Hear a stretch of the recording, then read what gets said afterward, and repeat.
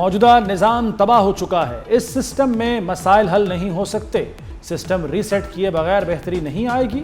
وزیر داخلہ محسن نقوی کا ملک کی پہلی اکنامک سمٹ سے خطاب، کہا نئے انتظامی یونٹ یا صوبے ہی اس مسئلے کا حل ہیں، نئے یونٹس نہ بنے، نئی لیڈرشپ نہ آئی تو کام نہیں چلے گا۔ آبادی ٹائم بم ہے لیکن اسے روکنے کی کوشش کوئی نہیں کرتا، نوجوان اپنا حق مانگ رہے ہیں، لیپ ٹاپ سے نوجوانوں کو خوش نہیں کیا جا سکتا، یہ نوجوان اکٹھے ہوئے تو سب الٹ دیں گے، خدارا سیاستدان اپنے اختلافات کو بھلا کر ملک کا سوچیں۔ سیاستدان نظام ٹھیک نہیں کریں گے تو فیلڈ مارشل کی محنت کا فائدہ نہیں، نظام ٹھیک نہیں ہوگا تو بہتری کا امکان بھی نہیں۔ وزیر داخلہ محسن نقوی کی صحافیوں سے غیر رسمی گفتگو، کہا فیلڈ مارشل نے بارہا کہا ہے کہ جمہوریت ڈی ریل نہیں ہونے دیں گے، نظام کو بہتر بنانے کے لیے تمام سیاسی جماعتوں کو اکٹھا ہونا ہوگا، نون لیگ اور پیپلز پارٹی کے ساتھ پی ٹی آئی کو بھی اکٹھا ہونا چاہیے، بانی پی ٹی آئی کے حوالے سے فیصلہ عدالتیں کریں گی، حکومت مدت پوری کرے گی، وزیر داخلہ رہوں گا، وزیر خارجہ نہیں بنوں گا۔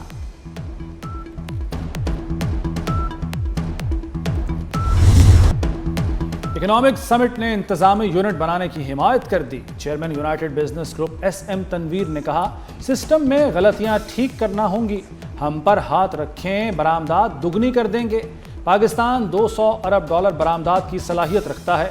معروف قانون دان احسن بھون نے کہا ہمارا آئین نئے صوبے بنانے کی اجازت دیتا ہے، کسی علاقے کو وفاقی علاقہ قرار دے سکتے ہیں، صوبوں کی حدود تبدیل کر سکتے ہیں۔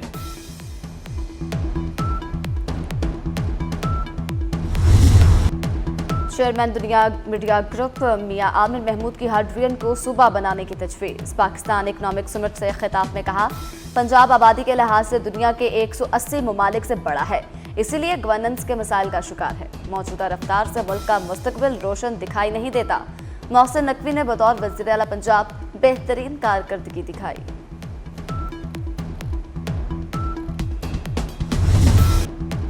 آزاد کشمیر الیکشن میں دھاندلی ہوئی تو وفاقی حکومت کی الٹی گنتی شروع ہو جائے گی، بلاول بھٹو کا مظفر آباد میں دو ٹوک اعلان، بولے کشمیر کا فیصلہ صرف کشمیری عوام کریں گے، الیکشن کا فیصلہ بلٹ نہیں بیلٹ سے کریں، ووٹ کی چوری نہ چھپائی جائے، عوام کو حاکمیت سمیت تمام حقوق دلائیں گے، کشمیر میں امن اور انصاف چاہتے ہیں، الیکشن کے بعد آئینی کنونشن بلائیں گے۔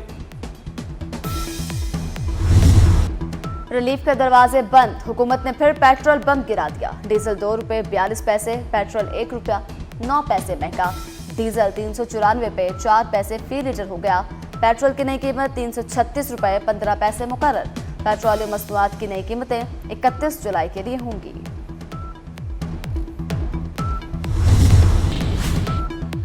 سعودی عرب کی عالمی بحری اتحاد کی جانب بڑی پیش رفت، 43 ممالک کا دفاعی اجلاس، میری ٹائم اتحاد پر اتفاق ہو گیا، بحیرہ احمر، باب المندب اور خلیج عدن کی سلامتی پر مشاورت، سعودی عرب اتحاد کا بانی اور مستقل ہیڈ کوارٹر ہوگا، 14 ممالک کا اتحاد کی حمایت میں مشترکہ اعلامیہ، پاکستان، کویت، بحرین، قطر، ترکی، مصر، اردن، یمن شامل، آزادی، جہاز رانی اور عالمی تجارت کے تحفظ کے عزم کا اعادہ۔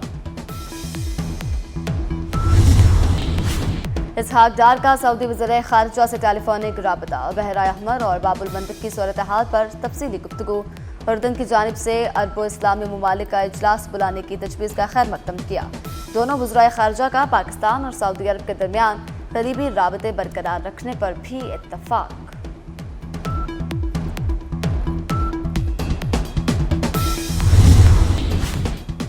صدر آصف زرداری سے وزیر داخلہ محسن نقوی کی ملاقات، سیاسی اور سیکیورٹی صورتحال پر تبادلہ خیال، محسن نقوی نے خیبر پختونخوا اور بلوچستان میں امن و امان پر بریفنگ دی، دہشت گردی کے خلاف اقدامات پر بھی بریفنگ، صدر مملکت نے کہا پوری قوم سیکیورٹی فورسز کے ساتھ کھڑی ہے۔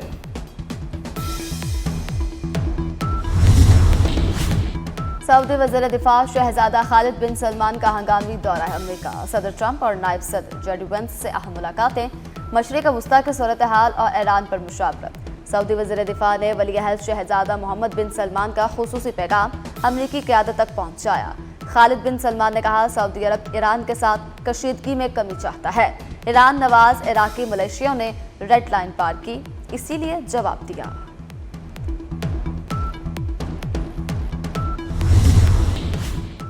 مشرق وسطی میں کشیدگی مزید بڑھ گئی۔ مصر کی بندرگاہ پر ڈرون حملہ، 2 جہازوں میں آگ بھڑک اٹھی۔ امریکی گیس ٹینکر کو نشانہ بنایا گیا۔ ایران کا مزاحمت جاری رکھنے کا اعلان۔ عراق میں حملہ سعودی عرب کا حق دفاع ہے۔ ترجمان دفتر خارجہ کی سعودی عرب پر حملے کی شدید مذمت۔ امریکہ اور ایران کے درمیان دوبارہ مذاکرات پر زور۔ ترجمان دفتر خارجہ طاہر حسین اندرابی نے کہا، سفارتکاری ہی مسائل کا واحد حل ہے۔ پاک کویت دفاعی معاہدہ پاک سعودی معاہدے سے مختلف ہے۔ اردن اور بحرین کے ساتھ بھی مضبوط دفاعی تعاون موجود ہے۔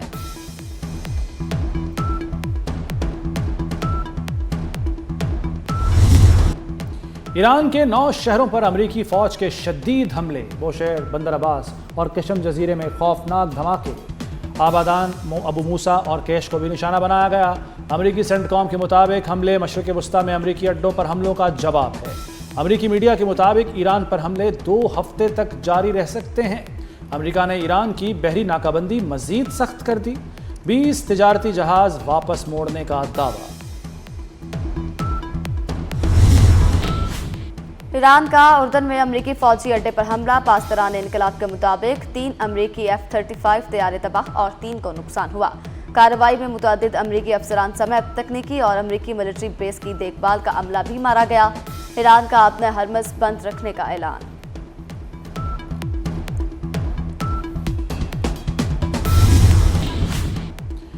ایران جنگ پر امریکی قیادت میں شدید اختلافات۔ NBC نیوز کے مطابق صدر ٹرمپ شدید برہم، قومی سلامتی کے اجلاس میں شدید غصے کا اظہار کیا۔ جوہری پروگرام، آبنہ ہرمز اور میزائل خطرات پر اتفاق رائے نہ بن سکا۔ بلوچستان کے علاقے خزدات میں سیکیورٹی فورسز کی انٹیلیجنس بیسڈ کارروائی، فتنۃ الہندوستان کے 4 دہشت گرد ہلاک۔ ISPR کے مطابق فورسز نے بارود سے بھری 2 گاڑیوں بھی تباہ کر دی۔ دہشت گردی کے مکمل خاتمے تک فورسز کی کارروائیاں جاری رہیں گی۔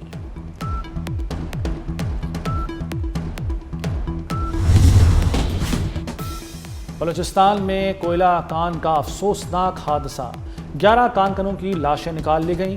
ریسکیو آپریشن جاری، جاں بحق افراد کے لواحقین کے لیے 5 لاکھ روپے معاوضے کا اعلان۔ حکومت کا حفاظتی انتظامات کا ازسرنو جائزہ لینے کا فیصلہ۔ لاہور میں ایک خاندان پر قیامت ٹوٹ پڑی، باغبان پورہ میں 3 منزلہ مکان گر گیا۔ ایک ہی خاندان کے 11 افراد جاں بحق، 6 زخمی۔ خستہ حال مکان میں 3 بھائی مقیم تھے۔ سالگرہ کے لیے بہن بھی آئی ہوئی تھی۔ تینوں چھتیں TR گارڈر سے بنی ہوئی تھی۔ جاں بحق 11 افراد کی نماز جنازہ ادا مقامی قبرستان میں سپرد خاک کر دیا گیا۔ وزیر اعلیٰ پنجاب مریم نواز کا قیمتی جانوں کے ضیاع پر اظہار افسوس، زخمیوں کے بہترین علاج کا حکم۔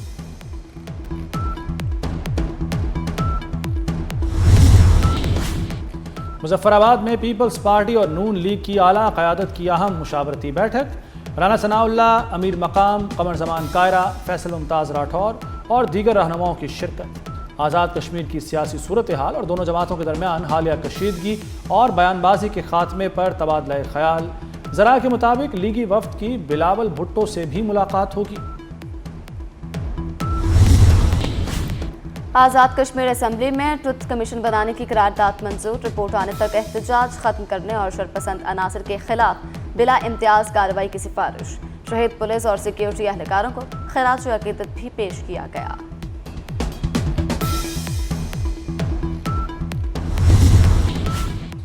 پاکستان کو سعودی عرب سے بڑا مالی ریلیف، $5 ارب کا قرض 3 سال کے لیے رول اوور۔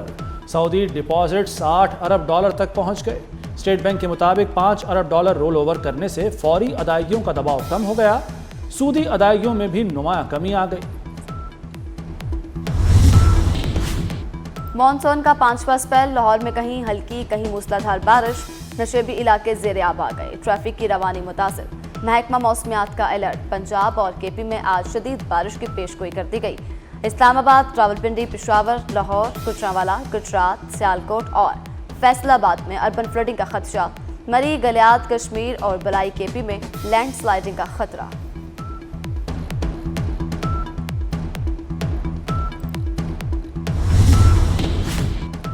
دریاؤں میں پانی کی سطح بلند ہونے لگی، کڈو بیراج پر ایک ہی روز میں 42,819 کیوسیک اضافہ، حفاظتی بندوں پر دباؤ بڑھ گیا، ہیڈ پنجنت پر زمینی کٹاؤ، سرور آباد کی بستی کا بڑا رقبہ دریا برد ہو گیا، آبادیوں کی منتقلی جاری۔ تو میری بیٹیوں، میری بچیوں، آپ یقین رکھو کہ انشاءاللہ تعالی پنجاب کی ترقی کو انشاءاللہ تعالی دنیا کی کوئی طاقت نہیں روک سکتی۔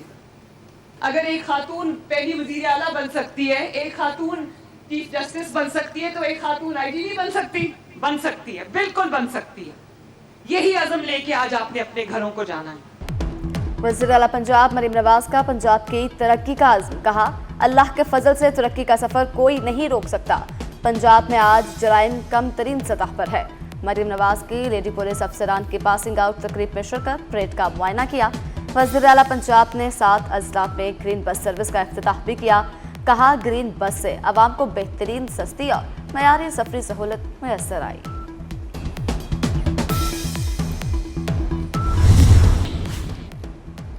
صوفی شاعر حضرت شاہ عبد اللطیف بھٹائی کے عرس کی تقریبات، ملک بھر سے عقیدت مندوں کی آمد جاری، شاہ لطیف ادبی کانفرنس کا انعقاد بھی کیا گیا۔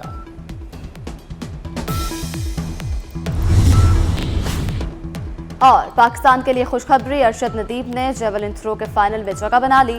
بھارت کے نیرج چوپڑا اور شری لنکا کے رامیش بھی فائنل میں پہنچ گئے۔ گولڈ میڈل کا مقابلہ آج ہوگا۔